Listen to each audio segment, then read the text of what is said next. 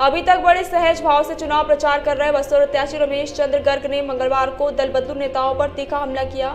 जौरा में आयोजित चुनावी जनसभा में उन्होंने साफ शब्दों में कहा कि आजकल के नेताओं का कोई सिद्धांत नहीं रहा और वे सिर्फ स्वार्थ के खातिर एक दल से दूसरे दल में जाते हैं। उन्होंने एक बार फिर दोहराया कि उन्होंने अपने राजनीतिक जीवन की शुरुआत बसपा से की है और कभी इसे छोड़कर नहीं जाएंगे।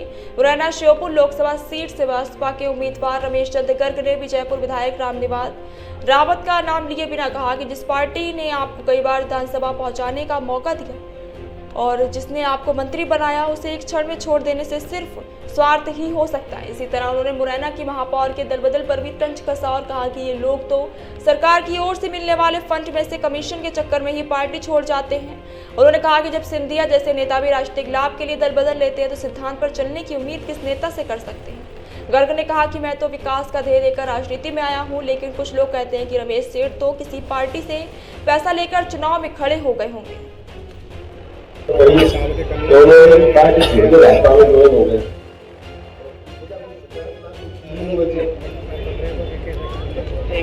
सब लोग अपने अपने स्वार्थ के लिए कुछ भी करने को तैयार हो जाते हैं। सब कुछ दिन पहले जो कांग्रेस पार्टी से टिकट मांग रहा होगा, राहुल गांधी की यात्रा मुरैना में जमकर निकली थी। ग्वालियर में मैं उस वक्त प्रदेश के सारे नेता एकत्रित हुए थे, तो किसी होटल में उनके साथ में बैठा था, तो किसी बड़े नेता ने मेरे को उस वक्त समझाई, आपके पास में जिला मुख्यालय मुरैना पे KSOL के नाम से हमारा बहुत बड़ा उद्योग है। कम से कम उद्योग तो हमारा 75-80 साल पुराना उद्योग है। तो मेरे को भी करीब 50 साल हो गए भोपाल धंधे में आए हुए। KSOL एक समय में भारतवर्ष में सरसों तेल का उत्पादन करने वाला सबसे बड़ा उद्योग होता था। हमारे पूरे देश के अंदर 5 बहुत बड़े बड़े प्लांट लगे हुए हैं।